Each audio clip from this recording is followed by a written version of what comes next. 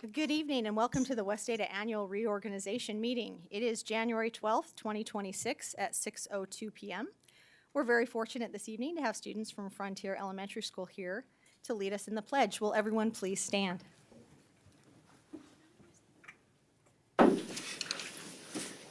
Ready? Begin.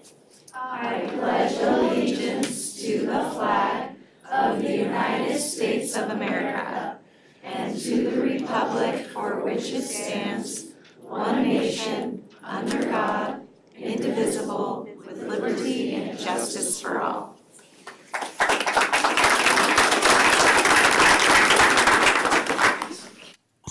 All right, we'll all stay standing up here and take a quick picture.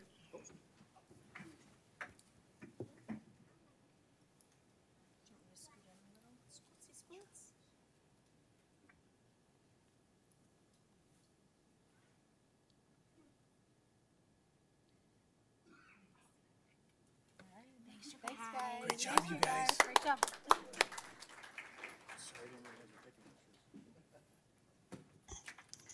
All right, thank you so much, Madam Chair or Madam Clerk. Are there any changes to the agenda? Madam Chair, there are none. All right, with that, we will move to patron input. As a reminder, whenever we do patron input, we ask that you please keep that to policy, procedure, that you keep that to 2 minutes, and that you keep anything specific regarding staff or students to a different conversation. We don't have that in here. This evening, we do have one person signed up, Rachel Dalton. If you would like to come up and state to what you're speaking, that'd be great. Thank you. Good evening, members of the board. My name is Rachel Dalton, and I am the Ada County Chapter Chair for Moms for Liberty. I'm speaking tonight on behalf of our local chapter as a parent in the West Ada School District. I want to speak to the Enhanced Campus Safety Plan and begin by acknowledging that many parents appreciate the direction the district is taking. This plan recognizes that school safety cannot rely on a single solution. We see the value in a layered approach that includes on-campus preparedness, prevention, and faster response. These are important pieces that many parents feel have been missing, and we're encouraged to see the district addressing them proactively. That's why we believe the concept of campus sentinels could be an important missing layer, not just for response, but for prevention and deterrence. A trained, prepared presence on campus has the potential to stop a serious situation before it escalates, and we've seen similar models work effectively in other states. Our support, however, comes with a clear and necessary ask. Parents do not want individuals placed on campuses simply because they carry a weapon or have prior experience. Schools are unique environments, and working around children requires specialized training. Transparency around training is essential so parents can understand how individuals will be prepared in areas like de-escalation, judgment under stress, and coordination with existing staff. If this plan is going to move forward, parents need transparency around training so we can trust that it will protect our children appropriately in real-world situations. We ask the board to continue this process with transparency and meaningful parent input. Thank you for your time. Thank you very much. That concludes our patron input this evening. That will move us to the next portion of our meeting, which will be newly elected trustees' oath of office. We will begin tonight with Zone 1, which is me. Congratulations to me. Where I cannot give myself the oath, I'm going to ask Vice Chair Zuna if she'll do that for me, and I'll step up and do that. I'd be happy to.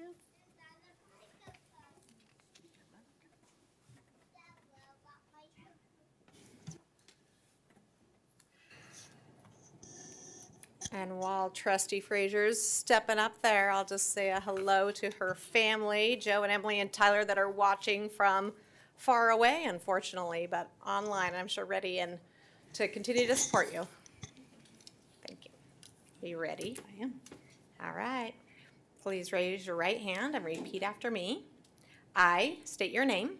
I, Lori Frazier, Swear or affirm that I will support the Constitution of the United States swear or affirm that I will support the Constitution of the United States and the Constitution of the State of Idaho, and the Constitution of the State of Idaho, and that I will faithfully discharge discharge the duties of the Office of Trustee the duties of the Office of Trustee of West Ada School District of West Ada School District in Ada and Canyon counties in the state of Idaho, in Ada and Canyon counties in the state of Idaho, according to the best of my ability. according to the best of my ability.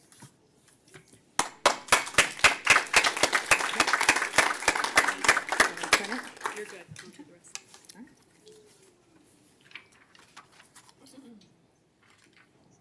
Congratulations.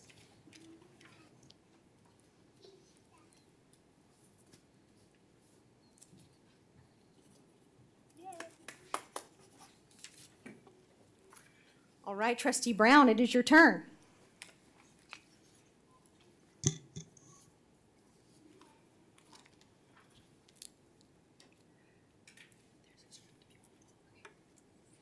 All right, please raise your right hand and repeat after me. I state your name, I, Megan Brown, swear or affirm swear or affirm that I will support the Constitution of the United States that I will support the Constitution of the United States and the Constitution of the State of Idaho, and the Constitution of the State of Idaho, and that I will faithfully discharge the duties and that I will faithfully discharge the duties of the Office of Trustee of the Office of Trustee of West Ada School District of West Ada School District in Ada and Canyon Counties, State of Idaho, in Ada and Canyon County, State of Idaho, according to the best of my ability. according to the best of my ability. Congratulations.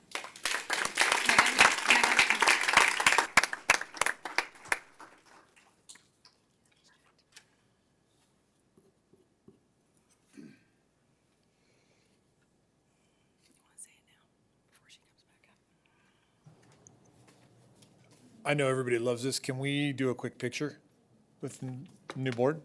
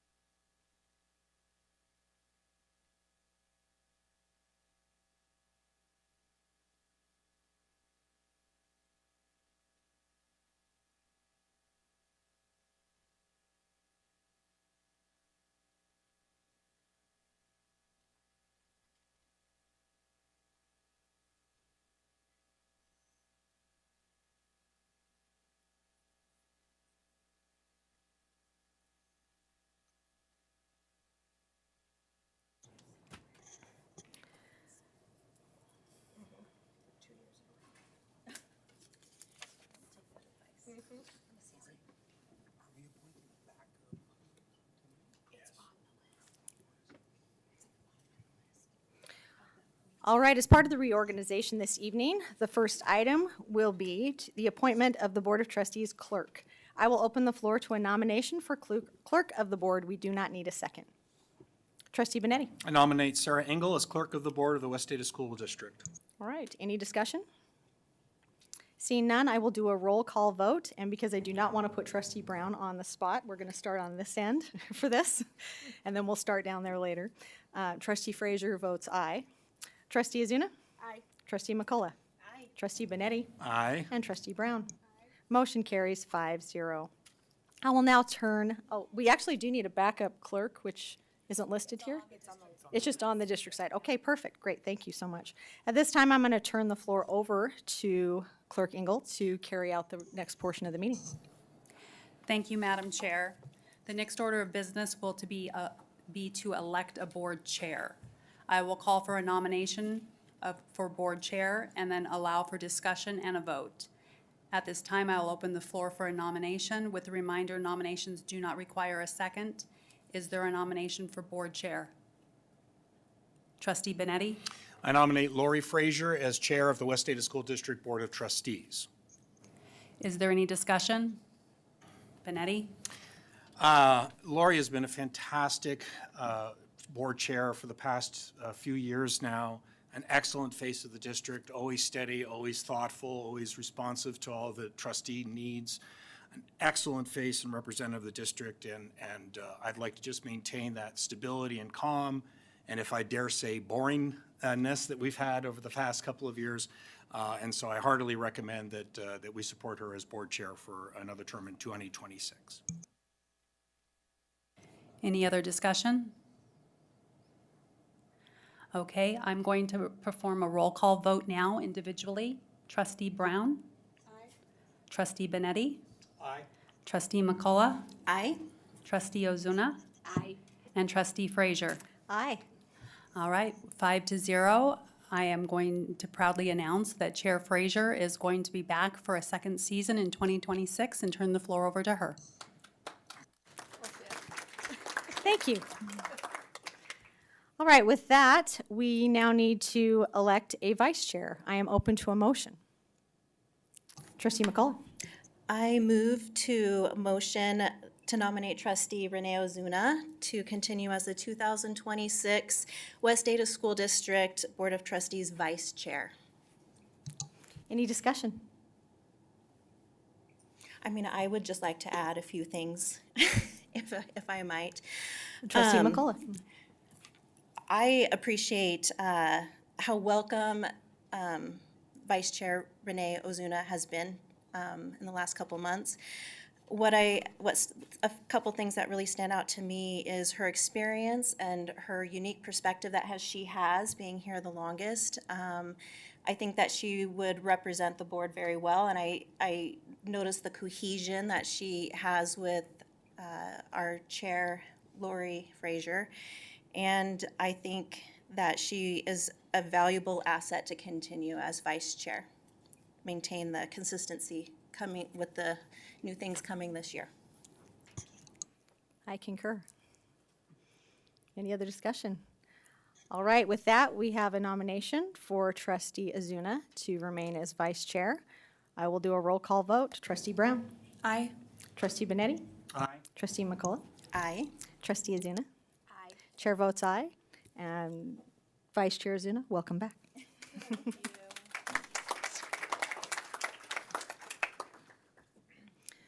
All right, I've got about 5 different agendas in front of me, so pardon me as I get through all these. Okay, that concludes this portion of the meeting. We now need to review and sign the Code of Ethics for school board members. If everyone would please grab those and sign them, please.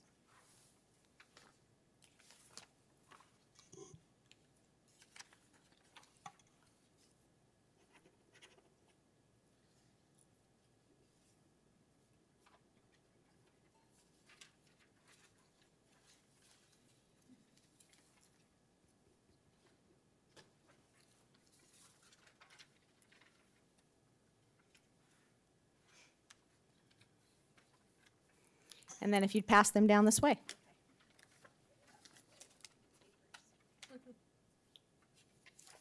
Kind of feels like 3rd grade. There we go. Thank you for collecting those, Dr. Bubb. All right, with that, I am open to a motion to approve the 2026 West Ada Board appointments. Trustee Benetti? I move that we approve the 2026 West Ada Board appointments as presented on the board agenda. Do I have a second? Trustee Brown? I second. All those in favor, please say aye. Aye. Any opposed? Motion carries 5-0. I am open to a motion for the designation of public places for posting notices. Trustee Benetti? I move that we approve the designation of public places for posting notices as presented on the board agenda. Is there a second? Trustee McCullough? Second. All those in favor, please say aye. Aye. Any opposed? Motion carries 5-0. I am open to a motion for the school board meeting resolution establishing monthly regular school board meeting dates, times, and locations for 2026. Trustee Benetti? I move that we adopt the meeting resolution that establishes monthly regular school meeting, board meeting dates, times, and locations for 2026 as presented on the board agenda. Is there a second? Trustee McCullough? Second it. All those in favor, please say aye. Aye. Any opposed? Motion carries 5-0. With that, I will turn the time over to Dr. Bubb for reports and spotlights. Madam Chair, trustees, we have really two schools that we'd like to highlight tonight. But before we do that, I've got to tell everybody I had the unique privilege today to be a guest of Governor Little's at Governor Little's State of the State. And such an honor to bring 9 of our amazing students from Eagle Hills Elementary School who, they're all 4th grade students. 4th grade students go through Idaho history. And so they got to be a big part of that. They got to meet 4 of our governors. Governor Kempthorne was there. Governor Risch was there. Obviously, Governor Little was there, but Governor Otter was also there. So, and the first ladies were there. So great opportunity for them. They got to liven the speech a little bit. At one point, the governor presented a 26-27 budget, and anybody that knows kids today, as soon as he said 26-27, they absolutely had to join in with 6-7 and livened up the crowd a little bit. So great honor for West Ada, great honor for our kids and our families. So all of that to say, I'd love to bring up Katie Rattan and talk a little bit about Frontier.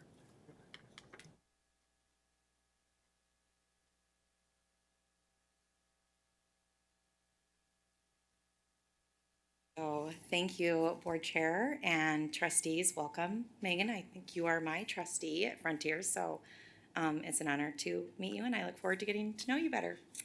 I am honored to have the opportunity to share a snapshot of Frontier Elementary, where we take pride in our learning, build positive relationships, embrace challenges, and collaborate in order to become our best selves. Frontier is a connected and caring community where high expectations, strong relationships, and shared responsibility guide our work every day. To bring our mission to life, I would like to share a few academic highlights that reflect our race to the moon focus on growth, persistence, and continuous improvement. In reading, we are seeing more students reach grade level performance from fall to winter. The number of students performing at or above grade level more than doubled, increasing from the fall to the winter diagnostic. This tells us that our instructional focus and targeted supports are helping students move forward while maintaining those high expectations. In math, we are seeing similar progress. Students performing at or above grade level tripled from the fall to the winter. These gains reflect intentional instruction, clear learning targets, and a continued focus on helping students build strong conceptual understanding in mathematics.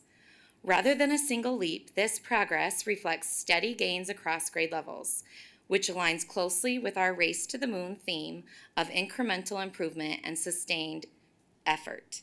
Supporting this academic growth is our strong belief that all students can learn at high levels when given access, opportunity, and support. One important indicator of this work is the reduction in the number of students with the greatest needs. In both reading and math, the number of students performing 3 or more grade levels below decreased from the fall to the winter significantly.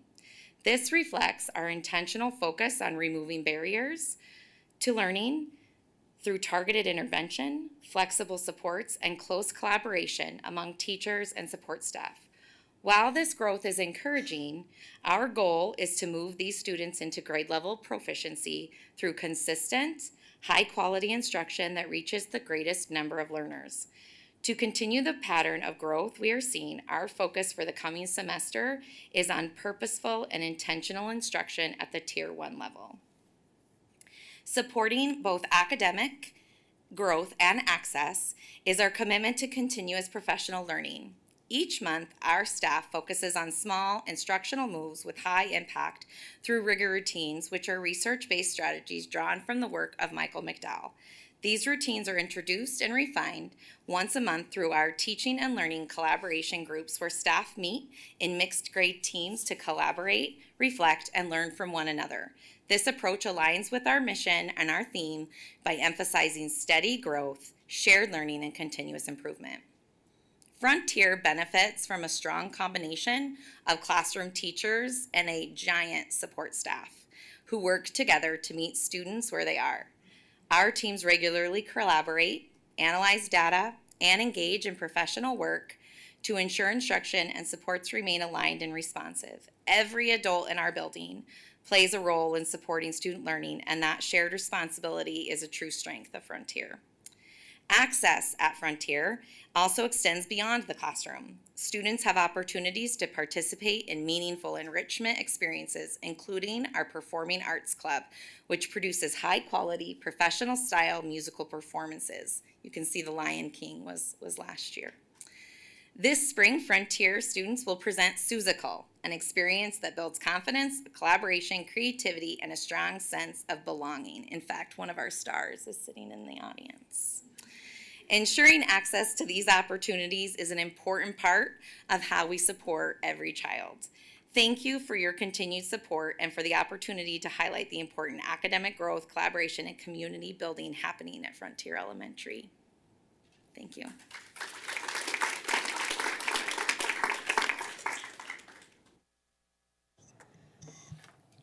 Katie, thank you. Frontier is always a great place to visit. We appreciate your leadership there. Yeah.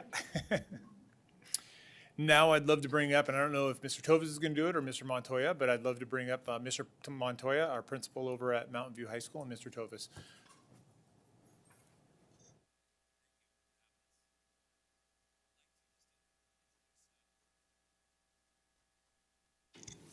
Okay. There we go. I would like to introduce Mr. David Tovas. He is our student council leader. He is also a social studies teacher at Mountain View High School. I'd like to introduce Zach Dowdy. He is our vice co-president for ASB, and Sophia Hill. One thing I'd like to say before they start is just how proud I am of all these people and all of our students. They do such a wonderful job with working together with school spirit and just working together, being inclusive, trying to help everybody out, but mainly just a year from now when we're up with a different set of students, it's going to be the same because of these guys right here.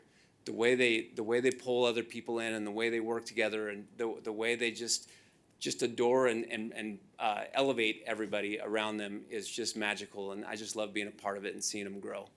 So I will let them have the podium now. Thank you.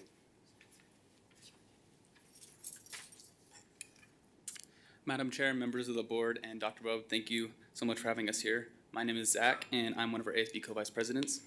And I'm Sophia Hill, our ASB president, and we've had an incredible fall semester here at Mountain View, and we look forward to an amazing spring, and we'd love to share some highlights.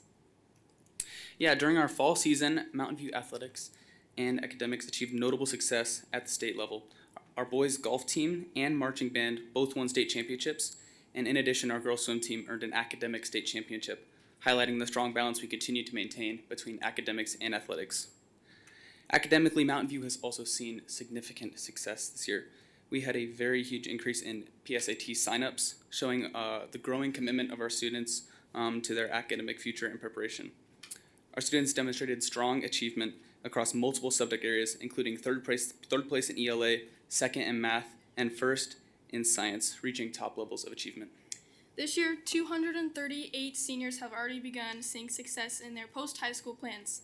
This large number of students have qualified for Idaho launch, and it helps make their future careers more accessible.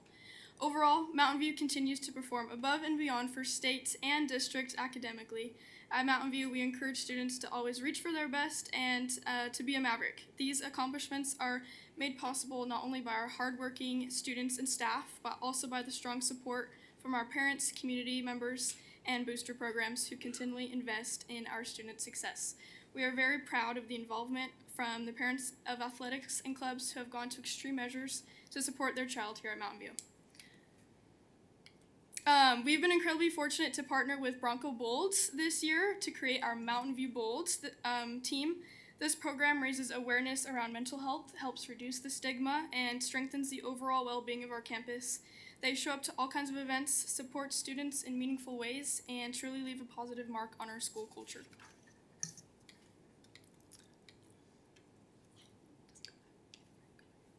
Each month, our student council recognizes a tireless teacher. This is a student-led staff recognition program where students and staff can nominate a teacher who constantly goes above and beyond for our school community. These teachers are recognized with a small gift, but more importantly, with appreciation and gratitude as we work to build a positive and supportive culture here at Mountain View. I'm so excited to say that Stinky Sneaker is coming up. It's an annual tradition held in memory of Randy Fout, who worked at both Meridian and Mountain View High School. This event promotes a healthy competition between us and Meridian, and we really see the school unity and community involvement come together. It brings us students and staff together in a meaningful way while honoring an important legacy within our school.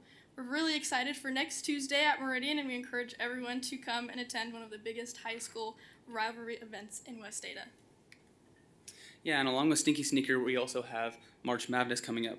March Madness is a special event where students write wishes on paper basketballs passed out during class. Our student council works to make as many of these wishes come true as possible. During our spring assembly, we begin by granting smaller wishes and work up to get to as big as a prize as possible, creating a memorable experience that celebrates generosity, hope, and school spirit. Last year, we were even lucky enough to donate a car to a student whose original plan was to use public transportation in college, but is now able to drive themselves around and not have to use public transportation every day. Each year, Mountain View High School Student Council organizes VIP Prom. It's an event designed to give students who receive special education services the opportunity to experience an amazing prom. This inclusive event reflects our commitment to ensuring that every student feels valued, celebrated, and included in our school community. Thank you guys so much for allowing us to share the incredible things we do as a school at Mountain View, and thank you for all the support you continually give us. Thank you guys. Go Mavs! Thank you so much for coming this evening. We'd like to take a picture with you, so we'll all traipse down there and do that.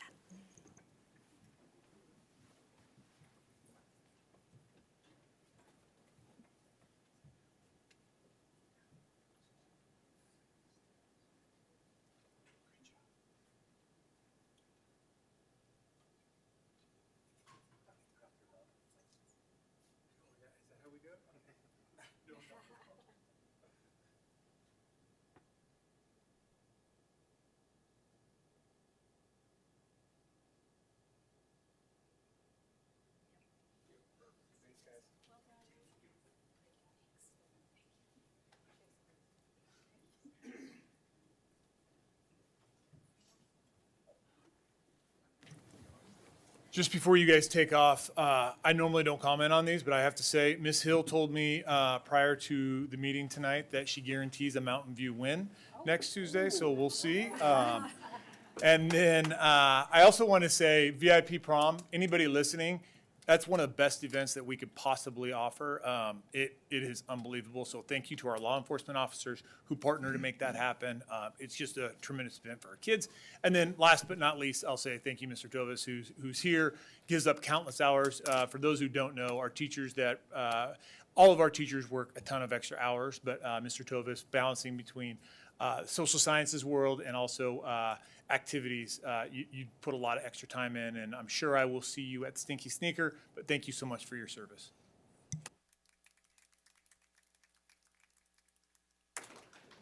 All right, thank you. I am now open to a motion to accept the consent agenda. Trustee Benetti? Actually, a point of information. Yes, sir. So item H, annual policy review, just so that people may see that there's a number of policies on there. Those are all requirements that we have to do once a year that we do at the annual reorganization meeting. There are no changes to any of them. It's a pro forma, but just wanted to make sure that when people see, oh boy, there's a lot of policies there, this is something we're required to do by ADAPA regulations. And so just so they have context. Thank you so much, and thank you for being on policy committee to explain that to us. All right, with that, I am open to a motion on consent agenda. Trustee Benetti. I move that we accept the consent agenda unanimously. Is there a second? Trustee McCullough. I'll second. All those in favor, please say aye.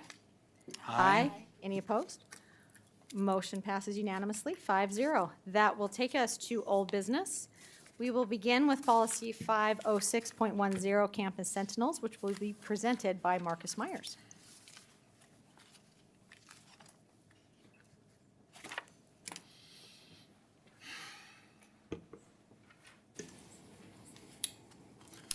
All right, Madam Chair, trustees, and Superintendent Dr. Bubb. Thank you for the opportunity to present and discuss a second reading of policy 506.10. To our core, West Ada is dedicated to systems of support. The systems defined by the statement on the left of this slide speak to our call of action in West Ada. Every student is ensured access to a supportive and high-quality learning environment where non-negotiable systems, structures, and instructional practices are established in every school and classroom. Creating and maintaining these systems also means we must be committed to safe and secure learning environments.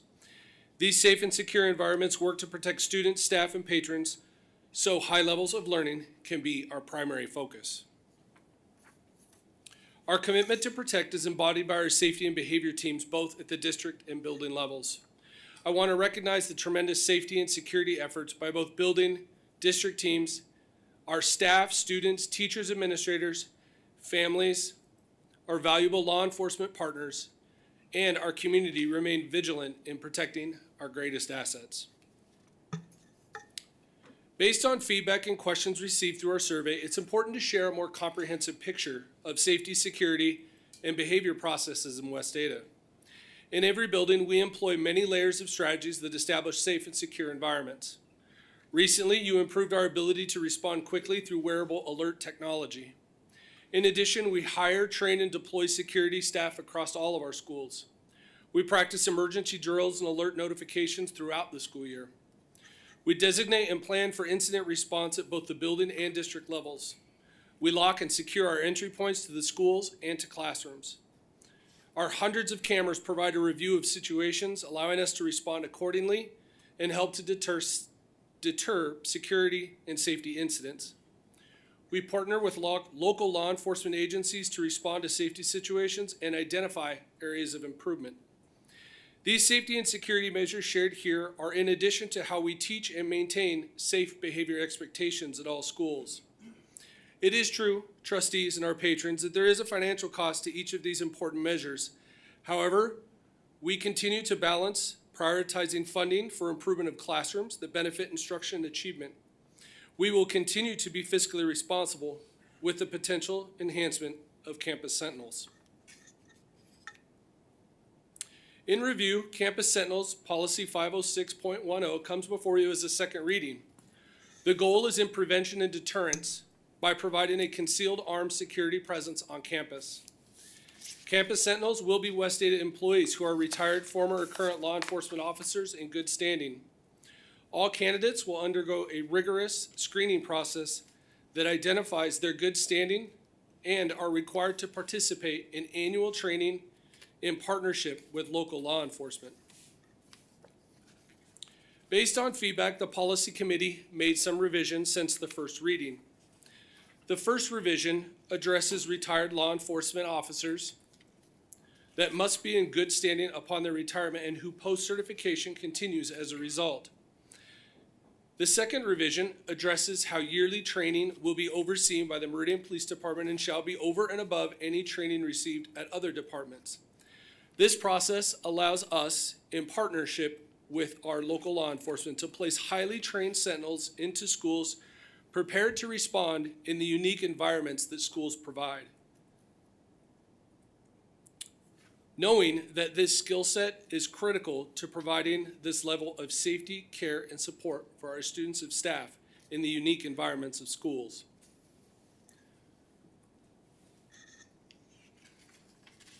All right. The third revision is specific to feedback received in our surveys. Campus Sentinels will prominently display their West Ada staff identification card at all times while on duty. The ID card will be clearly visible above the waist and unobscured by clothing.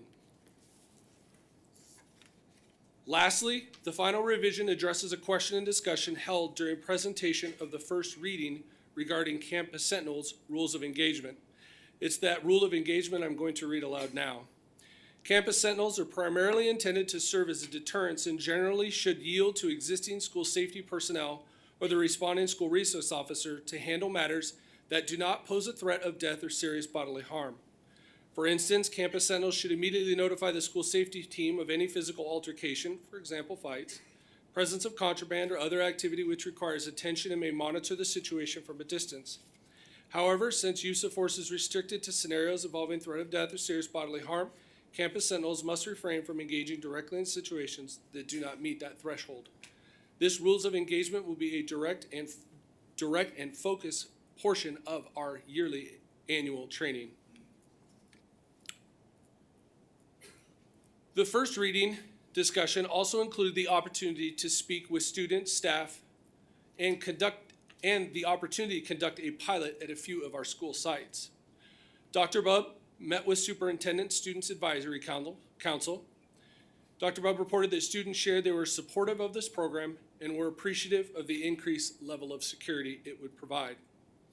Our pilot was conducted with 3 Meridian Police Department SROs at 13 school sites who acted as Campus Sentinels. Lieutenant Sean Harper is here this evening and wants to take an opportunity to share with you the outcomes of this pilot and any additional observations since the first reading. Lieutenant Harper. Madam Chair, members of the board, thanks for having me again tonight. Just real quickly on the experience the SROs had. Obviously, they're pretty well known in their schools, but when they did attend mostly elementary schools, we did a few middle schools and high schools as well, the feedback was exceptional. The layering of having an additional layer of security was a big focus of the conversations. There was a lot of questions that they couldn't ask about the details of the program because we haven't quite got there yet. But they talked to parents, they talked to teachers, they talked to administrators on each one of these campuses, and there was no negative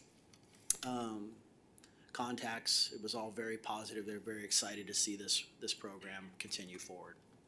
So that's all I got for you. Thank you.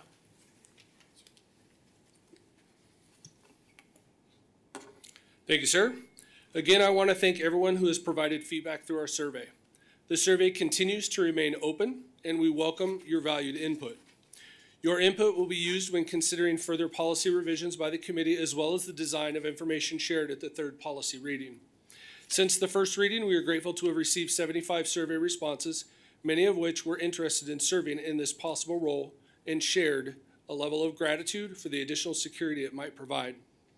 Thank you, trustees, and with this, both Lieutenant Harper and I will stand for any questions or further considerations you'd like us to bring back to the Policy Review Committee. Thank you so much. I'm open to any questions or conversation. Trustee Brown. My question is about when you roll out, is there any priority given to schools that don't have SROs on campus regularly, like elementary schools? Madam Chair, trustee, thank you for asking the question. We are going to very purposefully place our campus sentinels at campuses that require that additional level of security, while at the same time making sure that we're cognizant with that placement in terms of that level of need, and that could be one factor that would address that. Other questions? Trustee Benetti. No. Vice Chair Zuna. Thank you. Thank you, Mr. Myers. One question that continues to be out there that I think we're getting asked a lot is around the budget. and the budget for this program in general. I'm very sensitive to the fact that I don't think we can share the budget because that's part of our safety plan. And so, but what I would like to do, or what I would propose, is that we bring this back and have a conversation to talk about maybe what we can share related to a budget around this for our third reading. Madam Chair, Trustee, I'd be happy to. Thank you. Other questions or comments? Trustee Benetti? Question for Lieutenant Harper, if I may. So the plainclothes officers went around as if they were sentinels in action. They've already been screened, of course, through all the training that you provide through the Meridian Police Department. But they acted in all other regards as a campus sentinel would react, yes? That is correct. And was their presence, did they seem out of place? Did they have any discomfort? Was there any discomfort in the school grounds? What was the general reaction, both of the officers and their perceived perception on campus? No, from a security standpoint, it was actually kind of nice because several of them went to schools that they don't normally frequent in different parts of the city. So they were actually contacted when they came into the schools, because obviously they were able to badge their way in through the controlled access. But they were immediately contacted because it wasn't a familiar face. But it went really well. But several of the kids came up to them and asked them if they were the new security officer. So it was, like I said, I think it was a very positive interaction throughout the day. In 13 schools, they stayed busy moving around to make sure they could touch as many campuses as possible. Trustee Benetti? And so just to continue, when you say badge in, you meant the staff ID card, because I know that we had some issue with. Staff ID card, Right, yes. right, because obviously they're not going to be badged in terms of a shield, but they are going to be wearing their, and part of the feedback from those plainclothes officers was that staff identification be prevalent and visible, because there was some, question if they're walking around campus that they are supposed to be on campus and don't unnecessarily draw attention to themselves. So that was that idea, not an actual badge. Yeah, it was the staff ID card. Okay, perfect. I'm hoping you can also talk a little, I'm hoping you can also talk a little bit about, we had a question during patron input about the specialized training. Now, I know that you specifically have overseen the specialized training and response and incident control response that happens through the Meridian Police Department. We've, of course, also enhanced the policy to reflect that it has to be approved by the Meridian Police Department, since, God forbid, an incident happened, they're gonna have to coordinate with you. I'm hoping you can speak a little bit to that. We obviously have it in policy, but I'm hoping you can speak a little bit more so that perhaps people can feel a little bit more at ease with the specialized training that you do on campus environments specifically.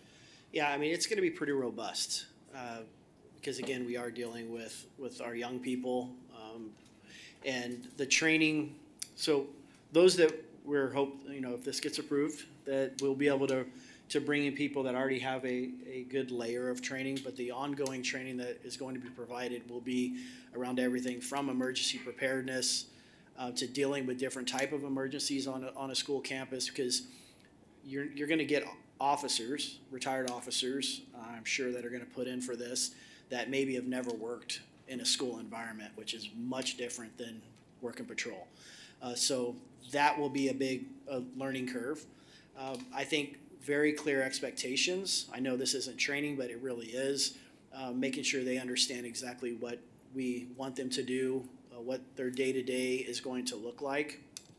The firearm side, we will require a very robust, which Mr. Stans and I have been working on training that is going to go well above and beyond even what we do in our standard training, because again, the school environment is much different than it is out in the general public.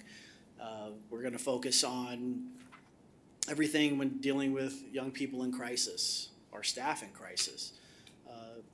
So it's going to be a very well-rounded training. The hours that are going to be required to complete that training is pretty significant, but we know the importance of having good quality training leading into a new program. Thank you. Thanks. Those are all my questions for Lieutenant Harper. I do have some follow-ups for Marcus Myers if possible. Trustee Benetti? Does anybody else want to speak? No, we give the floor to you. Okay, thank you. So I know that typically we do administrative regulations. This particular policy, because of the importance of it, we wanted to make sure that everything was listed in policy, not only so that we could have individual implementation as board trustees, but also that we could have maximal transparency, because of course this is so important. So I just wanted to go through that relatively quickly. If we go through the annual training, which is training that will have to happen every year for every person that serves in a Sentinel perspective. The first is the Idaho Standard Command Response for Schools. That's detailed there, 8 hours of estimated completion time. Building safety and security plans that have to review on an individual basis. That's also 8 hours completed, estimated completion time. The West Data School District Safety and Security Plan specifically, 4 hours estimated completion time. West Data School District Employee Training, the same training that everybody goes through, that's 4 hours estimated completion time. And then, of course, the large crowd and event critical response is very specialized training. That's 40 hours estimated completion time. The marksmanship, to make sure that they're very qualified, given the specialized backdrops that we're talking about, that's 30 hours completed time, plus specific benchmarks that they have to reach. And then, of course, 20 hours of estimated completion for first aid, including ACLS and PALCS. So that's a lot of training. But we do understand that this is the most precious resource that we have. It's very specialized. I want to thank Lieutenant Harper for the extra effort that he put into that training that's very specific to the school environment. And I want to just thank Mr. Myers for the transparency and making sure that this was part of the policies, that everybody is aware of what that specialized training is.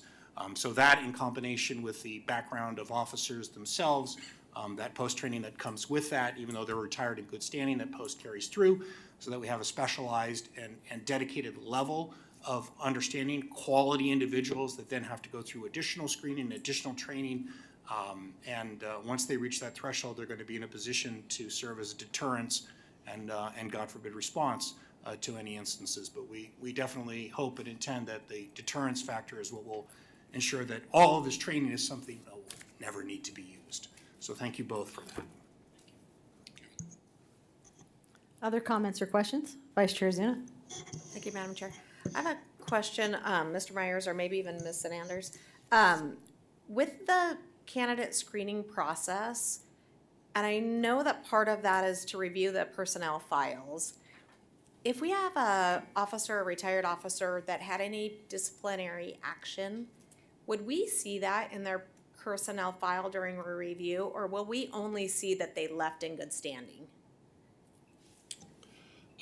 Madam Chair, Trustee Ozuna, I'm going to defer that to our HR expert over there in terms of how much information we would receive from that file. I have my initial assumptions with that, but want to make sure that we. Dr. Bob? Yeah, Madam Chair, Trustees. Lieutenant Harper, do you know what gets included in that personnel file? Madam Chair, members of the board.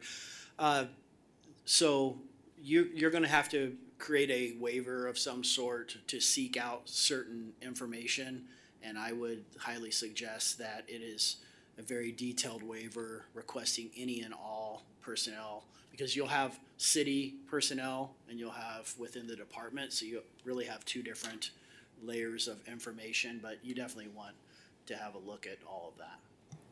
Madam Chair, Trustees, just to go off that a little bit, we use that consistently currently for teachers. All of that information we can compile, so we already get that.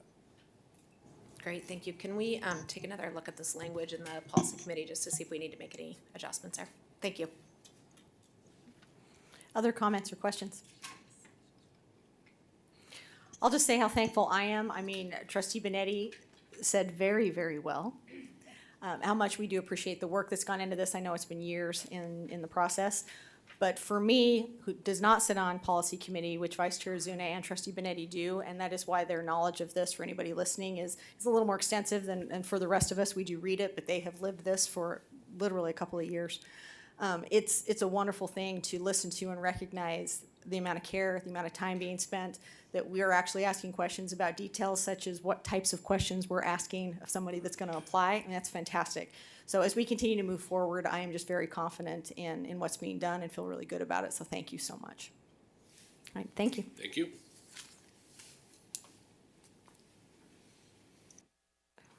That will take us to new business. If we could invite Dr. David Reinhardt up to please go over the Planning Committee for boundary proposal.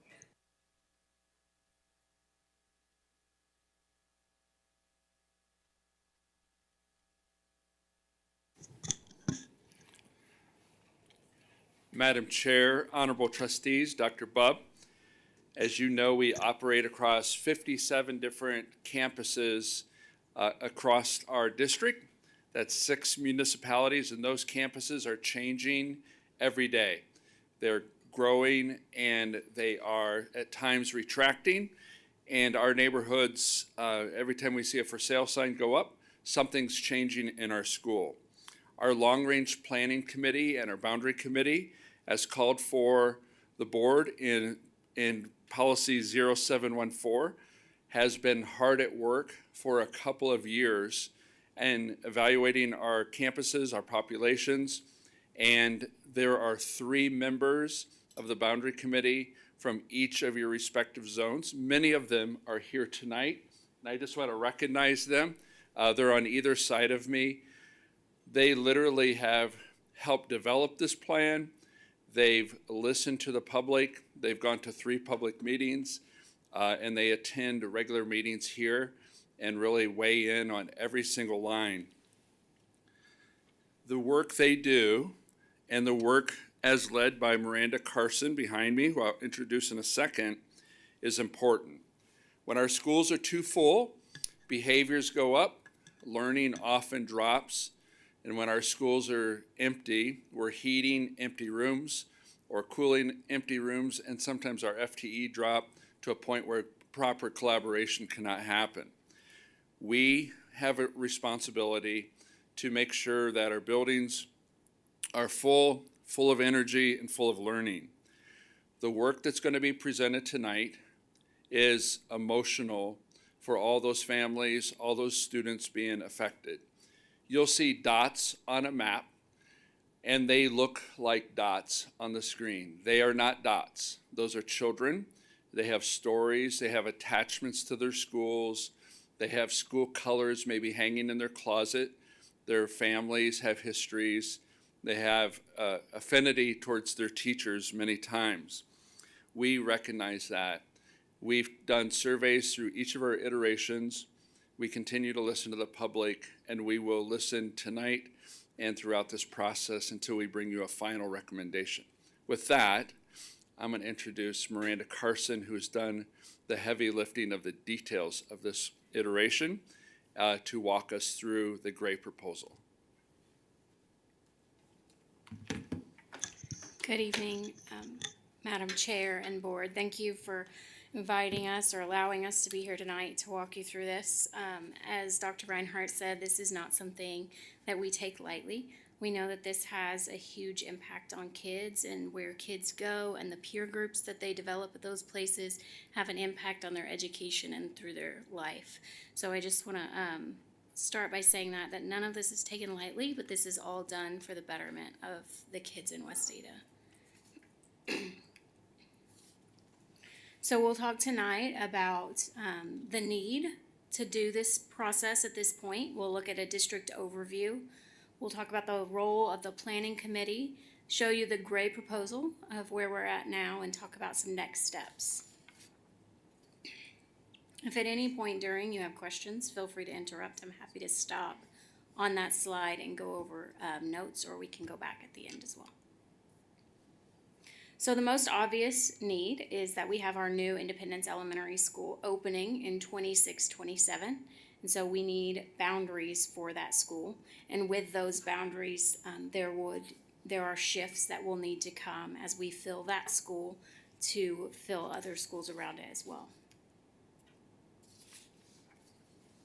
This map shows our current enrollment capacity percentage. So to orient you there, the schools that are, this is the elementary schools. Boundaries, the ones that are dark red, are those schools that are at 96 to 120% enrollment to capacity. So those are the schools in the district that we're feeling, we're really feeling that tightness at, where the students are starting to have larger classrooms and those kinds of things. So we want to work towards giving those schools some relief.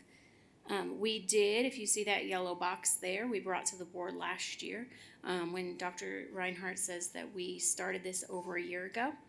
That's the process. The Long Range Planning Committee started looking at these numbers over a year ago. We brought forward that enrollment cap of Pleasant View to Hunter for this school year. we allowed several students, or all students that were current Pleasant View students, to stay, but we gave them the year notice that the following year they would be moved. That's not something that we've had the opportunity to do in the past, and I believe it was very impactful to prepare that year in advance notice for those folks in that area that were going to be moved. To give you an overview of our secondary, we do have a lot more flexibility at our secondary schools. So when we talk about balancing capacity enrollment at those schools, we're often looking more at what the feeder patterns look like than the actual capacity to enrollment. Secondary schools can get up to 105% over. Sometimes we've even seen them go up to 112% before the school really starts to feel the impact of the number of kids they have.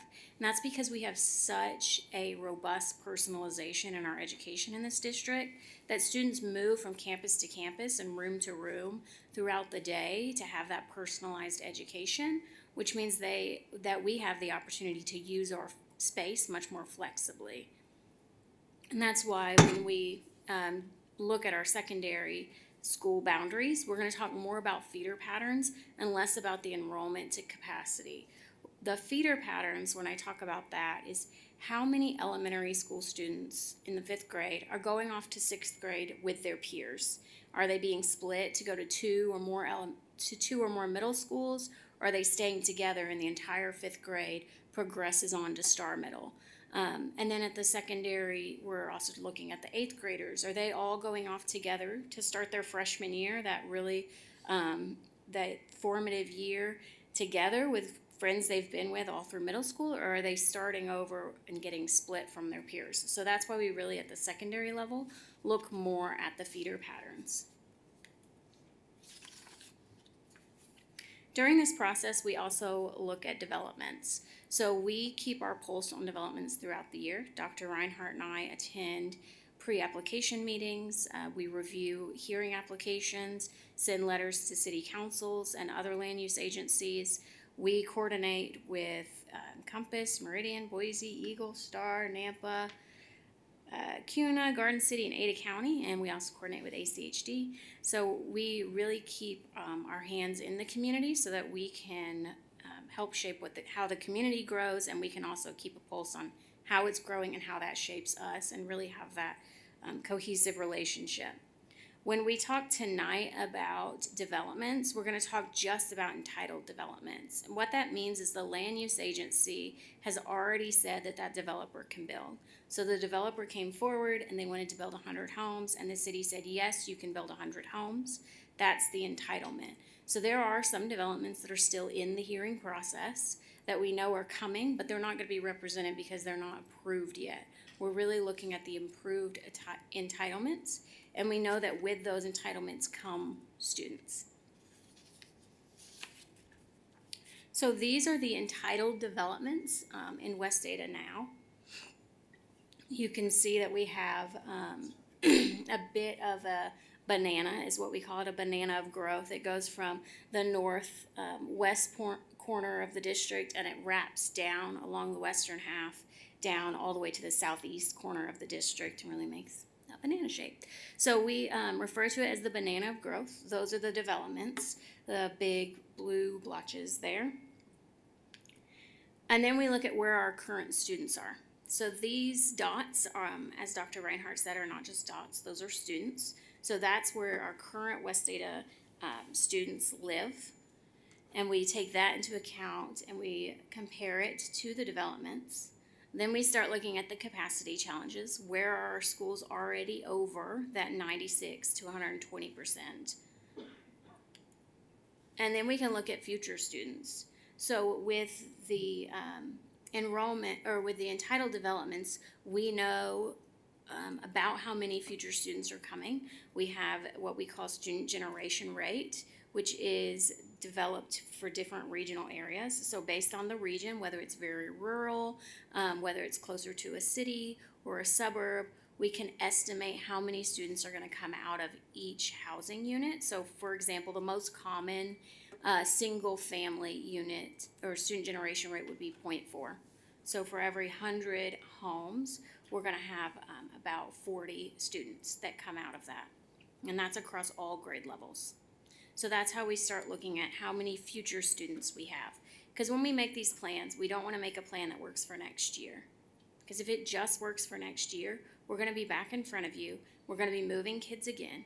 We really wanna look out 3-5 years, how far down the road can we get those boundaries so that we can reduce the impact that we have on moving kids. And that's where we begin our boundary work. So I wanted to give you an idea of what happens if we do nothing. So the numbers you see here, the purple under, are schools that are under 70% capacity.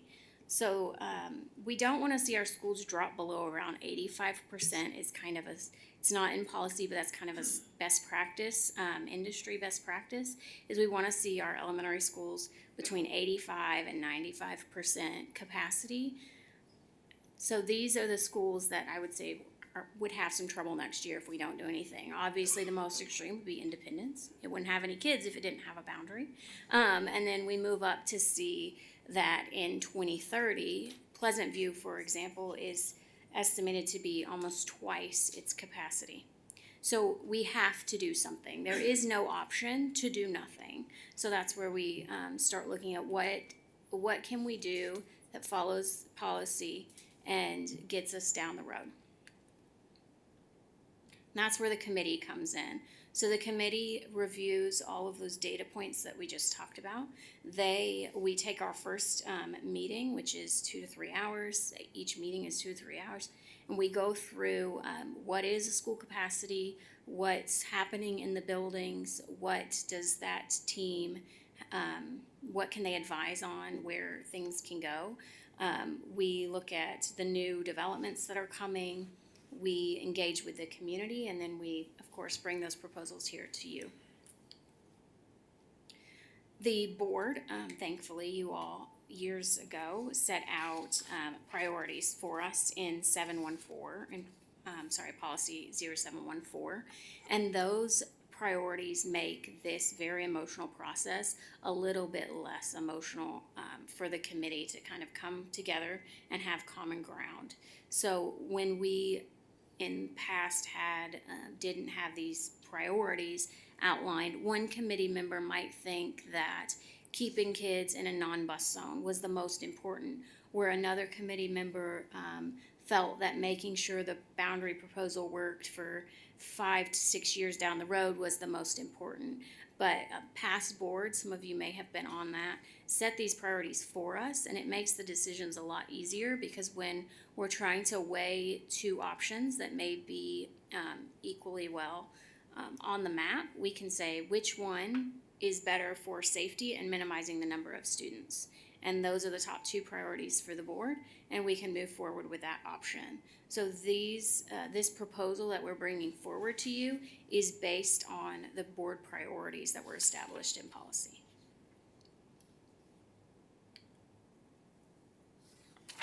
So this is the proposal development timeline.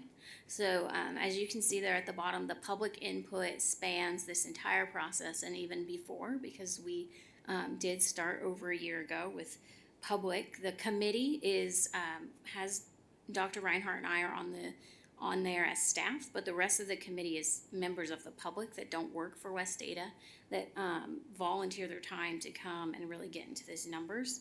And then we have the public input when we reached out and invited an even larger group in and pulled members from all of your trustee zones into that group. We developed an initial proposal after we spent a lot of time reviewing the data that we had. We developed a couple proposals, came together as a group. We presented that to 3 town hall meetings, and we also have a story map that went live online for members of the public to keep tabs on the progress that we go through with this proposal.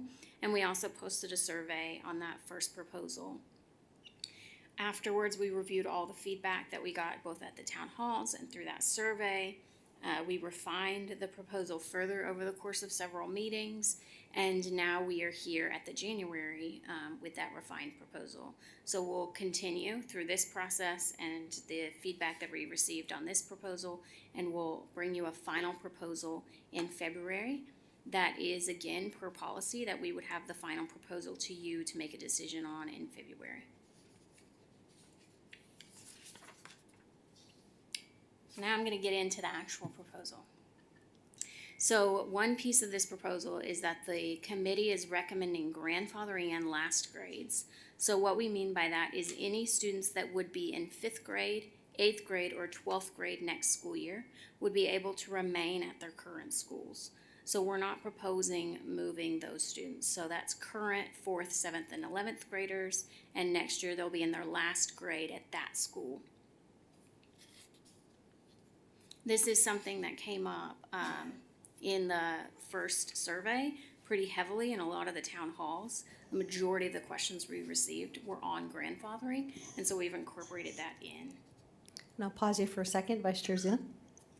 Thanks. A quick question while we're on this slide. For those grandfathered students, does that include busing, or they'd be responsible for their own transportation? They would be responsible for their own transportation. Vice Chair, thank you. That's a great question.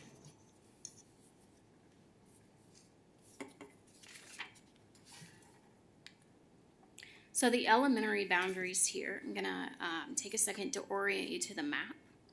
So the purple lines represent the current school boundaries. So you can see, for example, that Pleasant View Elementary, the boundary there has shrank considerably from the purple line down to the blue square. So the shaded colors are the proposed boundaries, and the purple lines around them are the current boundaries. So this sets Independence to open at around 530 students, and it will progressively fill from there. It takes 260 students from Star to Independence, and then students will move into Star from Eagle and Pleasant View. And that is largely because Pleasant View is our school with the most opportunity to see some relief. It needs some relief. Independence logically takes relief from Star, and that creates a bit of a vacuum at Star that we can use to then filter south and relieve Pleasant View. Some further relief is needed beyond just what's going to Star, and so that's where you see some of that gray and pink going off to Willow Creek and Ponderosa. And then the area that we sent to Hunter through the enrollment cap is there in brown, and that would all go to Hunter.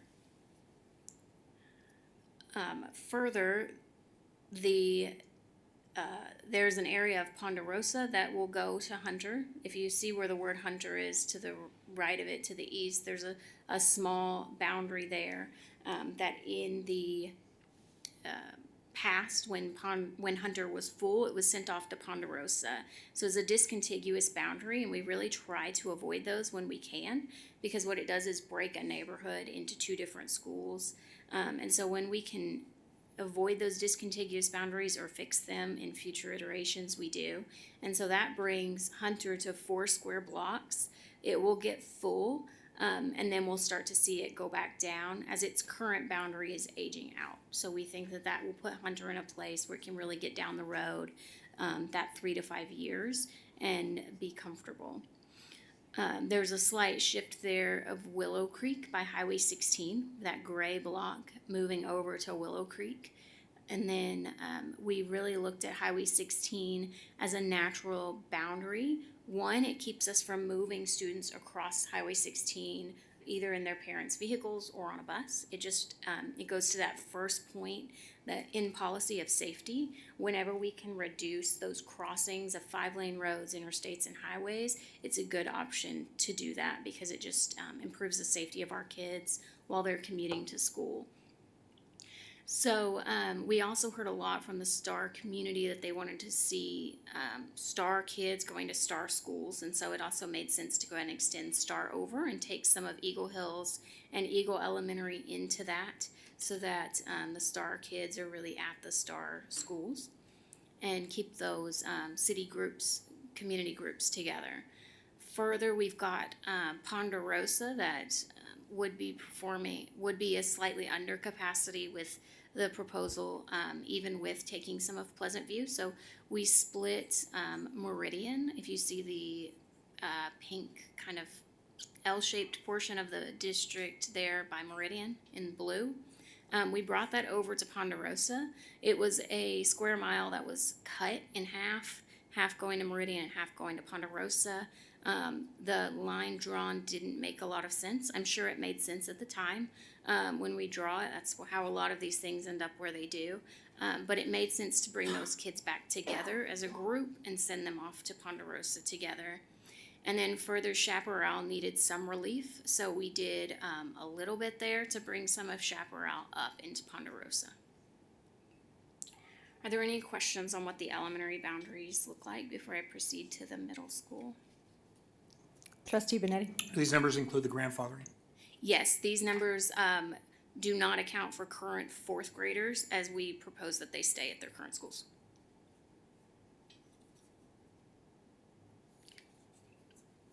So with this gray proposal, you can see that we've eliminated a lot of the reds and purples. We didn't eliminate all of the reds and purples in year 2028 and 2030. Those start to pop back up again. As I said, we know that Hunter will get full at the beginning of this, and then it will begin to shrink back down. Hunter has been over 700 before, so we know that they can account for that. We've talked to the principal there. We've talked to the principal of all the schools that are majorly impacted, and we really want them to be a partner in these conversations. Chaparral still needs relief, and as we bring forward some 27-28 proposals, we're hoping that we can do more to provide Chaparral some relief. But for 26-27 and 27-28, this gets us a lot further down the road than we are if we do nothing. So.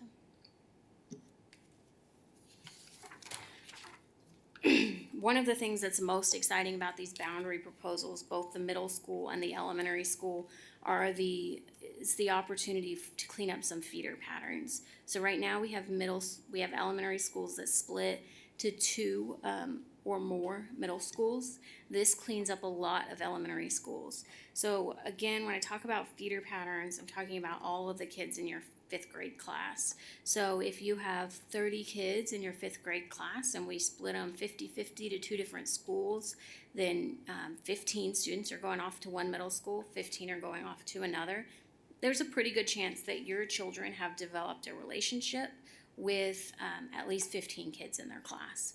The further we dwindle that percentage down from 50-50 even to 30-70, we start to see that. Is there a good chance that that these kids have a relationship with 10 kids in their class, 9 kids in their class? We're reducing the peer group that they're going off to school with, and we don't want, we really try not to reduce it any further than 33%. We want to keep it around a third where possible. It's not the top priority in the board priorities, but it is something that we consider. So it's very exciting that with these elementary changes that we made, we can see some middle school changes that keep those kids together with 100% of their peer group. And so it's a really clean feeder that we've been able to take Eagle Hills and Eagle Elementary completely to Eagle Middle School. We've been able to take Willow Creek and Hunter completely to Sawtooth Middle School. We take, there is a slight adjustment at Lowell Scott. There's one road at Lowell Scott that has 9 houses on it, and that one road is split off to a different high school. And so we've cleaned that up so that Lowell Scott goes 100% to Centennial and Eagle Middle goes 100% to Eagle High. I would not want to be one of 9 kids in an entire middle school that went off to a different high school. So we've cleaned that up. And then at Star Middle, we've taken Star Elementary, Independence, and Pleasant View 100% to Star Middle. So we've done a lot to clean up feeder patterns. I do want to draw attention to the fact that Ponderosa does get split. It gets split to Star Middle and Meridian Middle. That is something that the committee did not find avoidable because we had to give Pleasant View relief. And so the options were to give Pleasant View relief, we needed to take some of those students down to Ponderosa. And in order to keep the feeder patterns clean for the middle school, the committee had to make a decision. We were either going to take those students down to Ponderosa, and then we would take them down to Meridian Middle School. But if we did that, then you would have middle schoolers at Meridian Middle. Some of them would go to Oahe, and some of them would go to Meridian High.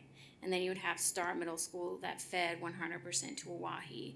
And we didn't think it made sense for an entire high school boundary to have 2 square miles that went to a different middle school. The feeder population would be so small at the middle school level that we had to make a decision about whether the committee felt the elementary to middle transition was more important to keep with a feeder group than the middle to high peer groups. And the committee made the decision that the middle to high was a more important population to keep together with their peer groups. And we do expect that 16% to grow.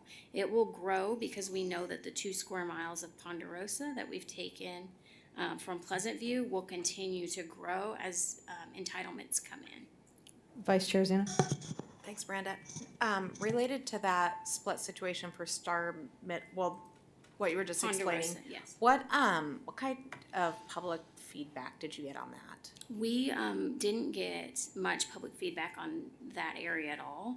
Right now, there's only about half a square mile there that's developed, and so it's a very small population of students. It was 54 students out of the 536 that were impacted at the elementary level. So it was only about 1/10 of the students that were impacted were in that area, and we didn't hear a lot back from that. Half a square mile, and the rest hasn't been developed yet.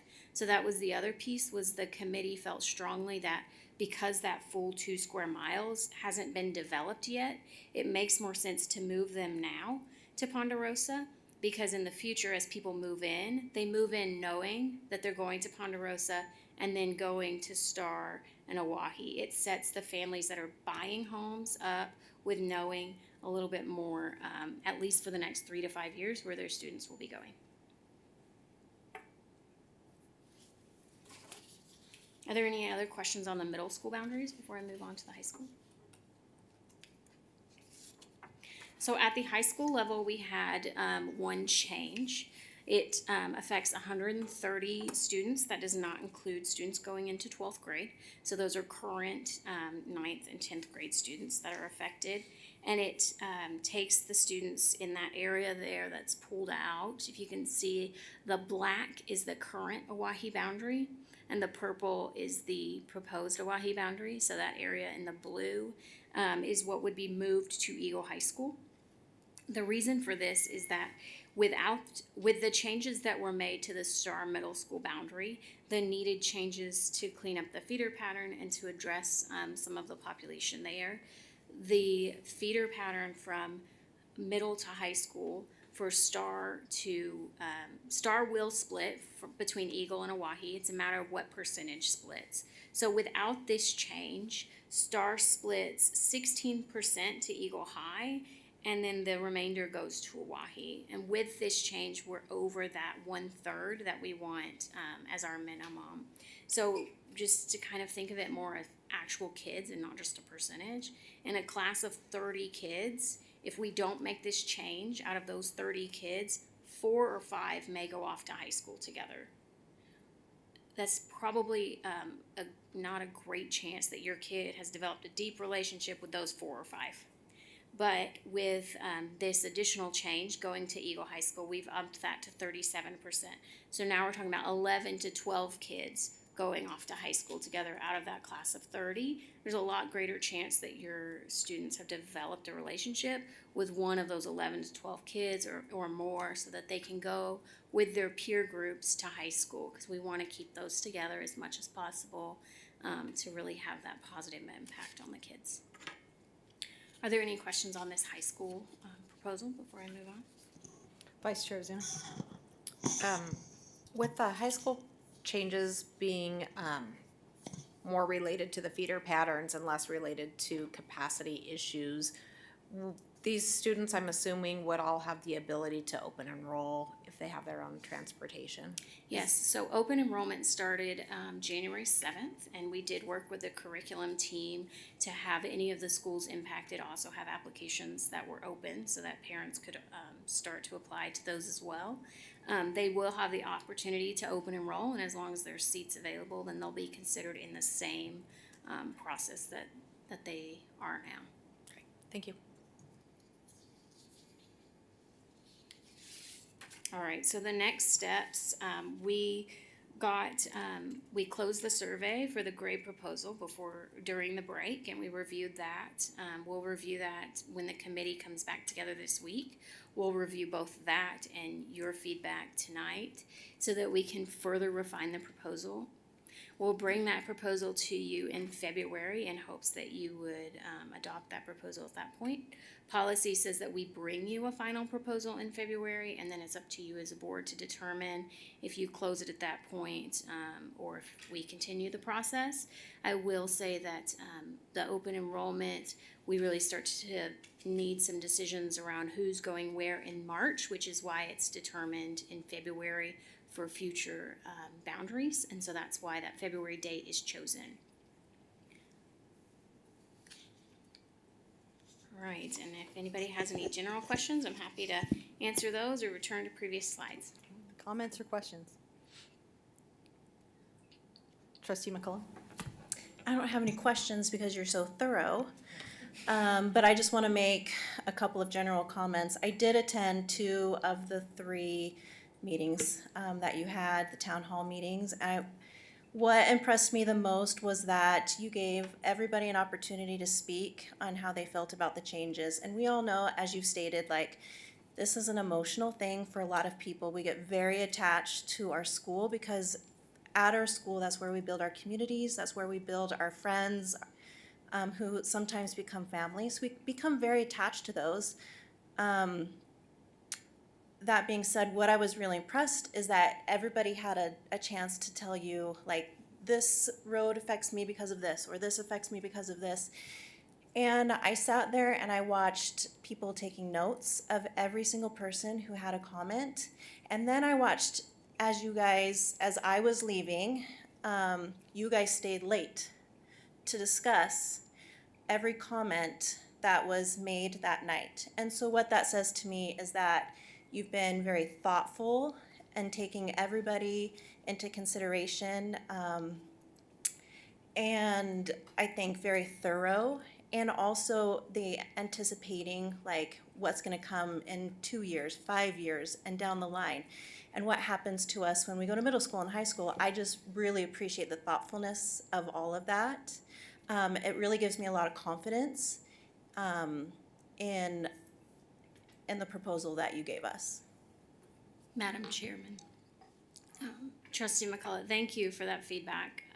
A lot of that is our committee members. They, again, are volunteers. They've volunteered so much time to this proposal in meetings, in having conversations after meetings, after town halls, in reviewing the data prior to meetings and being prepared to discuss those. They've been eager and they've been just in weighing the needs of all West Ada students and not just their zone. And so we've been really blessed to have the committee that we have this year. It's been great. As Dr. Bub and I sit and discuss this, no, I wanted to bring up the idea of just talking about, I'm not saying it needs to be there, but the idea of 11th and 12th grade being grandfathered in, only because I've had a few students talk to me in the past, and I've actually had conversations with trustees before on that is a pivotal year for a lot of kids, especially athletically.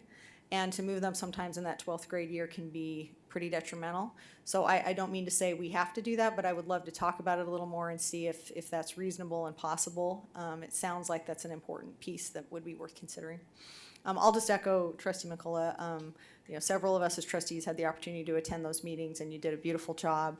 I do recognize this is hard, and I will say to our boundary committee that's here represented, thank you. This is really what makes West Ada great, is that it is a community effort, and it's a hard thing. And I'm sure a lot of your friends and family have lots of opinions as how this has gone, and it's hard. This is tough. There's no way to make everybody happy for sure. There's only a way to try to give kids the best opportunity to learn. And as you said, keep them as together as humanly possible. So I appreciate it, and thank you, and I would appreciate that consideration. Any other comments or questions? Trustee Benetti? Yeah, I'm just going to pile on with the compliments. I mean, it's just really, really well prepared, and obviously the intricacies of all the interdependencies, which makes this particularly difficult because you're just constantly playing whack-a-mole. And to all the volunteers who are on the long-range planning committee, we have a lot of volunteer positions that we do, whether it's textbook committee or boosters or working concessions, and we appreciate all of the work that all of our patrons and parents and people do. But this job in particular, it's really intricate. We're dealing with a lot of emotional issues, and you want to talk about thankless. There are a lot of jobs that are thankless in the West Ada School District, but this is probably among the highest in terms of the amount of ire that you may, because nobody's going to be like jumping up and down for this, but a lot of people could be potentially upset. And the thoughtfulness and the professionalism and the fact that you've been here at all of these town homes and you're here at this meeting and you're doing all this work on top of all the other work that you're doing behind the scenes, which doesn't even take into account the homework when you get these packets that I know Miranda is presenting. And to be able to do that and to be so thoughtful and to make these extremely difficult decisions when there's a lot of kids on the line. Cannot thank you enough. We as trustees know about thankless volunteer jobs, but I think you guys take the cake when it comes to that. Now to my actual question. I'm going to differ a little bit from Trustee Frazier here. Are we certain that grandfathering is what we want to do here? We're doing this because we have capacity issues. Like there are real impacts that are happening in our classrooms. And are we certain that we've looked at the numbers and know that grandfathering is in the best interest of the district overall, and that it's something that's a balance, and the trade-offs have been thoughtfully considered. Because it's possible to create exceptions to the point where it obviates the reason for you doing it in the first place. So I just really want to press hard on that and make sure that the grandfathering is what is a solid recommendation that takes those trade-offs into consideration. Madam Chair, Trustee Benetti, thank you. That's a great question. I'll start with, in the board priorities, minimizing the number of students moved is the second highest priority after safety. Of course, West Ada's top priority is always safety, but so we wouldn't want to overcrowd our schools beyond the point of what's safe. But beyond that, the next highest priority is to minimize the number of students moved.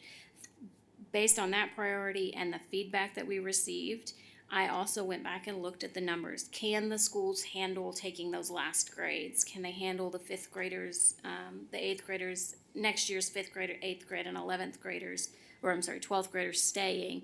And I wouldn't bring that recommendation forward to you if I wasn't confident that those schools can handle that. With the number of students we're moving out, they can still handle that. If you think back to that slide that showed where that puts us, this is, even with those kids staying, we still are not seeing the amount of red that we would see if we did nothing. So these numbers don't account for those kids being moved out. So even if they stay, however, it doesn't put us in the red, so to speak. We can keep those kids where they are, minimize the impact on those kids when they're last year at that school, and keep them with their teachers that they've come to love during their career at that school, and still be okay for future students coming in and the other current students that roll up grades. Other comments or questions? Thank you so much. Thank you. That was a lot. I appreciate it. All right, that will take us to executive session. Trustee McCullough. I have a point of order. Out of an abundance of caution and in recognition of the due process rights of district employees, I wish to disclose that I have engaged in a substantive communication with a patron or community member concerning employee F. And because of those communications may relate to the subject matter of the board's scheduled executive session, I'm formally recusing myself from any board discussion, deliberation, or action regarding employee F this evening. Accordingly, I will not participate in this executive decision pertaining to this matter. Thank you. With that, I'm open to a motion on executive session. Trustee Benetti. I move that we enter executive session per Idaho Code 74206, subsection 1, subsection B, to consider the evaluation, dismissal, or disciplining of, or to hear complaints or charges brought against a public officer, employee, staff member, or individual agent, or public school student. Is there a second? Vice Chair Zuna. Second. We'll do a roll call vote. Trustee Brown. Aye. Trustee Benetti. Aye. Vice Chair Zuna. Aye. Chair votes aye. Motion carries 4-0 with one abstaining. We will enter executive session at 7:31, and the rest of you get to hang out with Evelyn. Lucky you.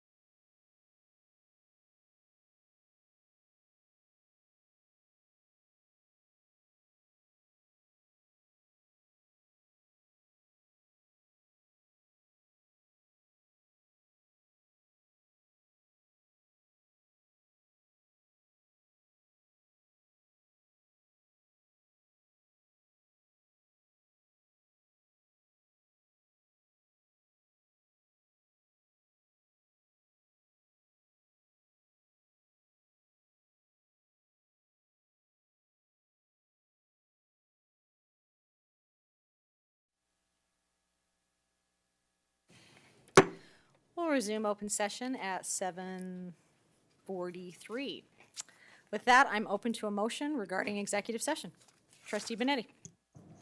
I move to approve the administration's decision to place employee F on administrative leave and to continue such leave until a new recommendation is brought before the board. Can I have a second? Vice Chair Zuna. Second. All those in favor, please say aye. Aye. Aye. Any opposed? Motion carries 4-0 with one abstaining. With that, I am open to, pardon me? We'd like Trustee McCullough to please come back and join us. She can come back from timeout. She's not really in timeout. That was a joke. We did not have anyone sign up this evening for good of the order, so we will move on to any future agenda items. Seeing none, I'm open to a motion to adjourn. Trustee McCullough. I second that. Well, first we have to have someone make a motion. Oh. Trust- Motion to adjourn? Fantastic. Trustee Benetti. Second. Very nice. Would anyone like to discuss that deeply? Okay. All those in favor, please say aye. Aye. Anyone opposed? Motion carries 5-0. Have a lovely evening at 7:44.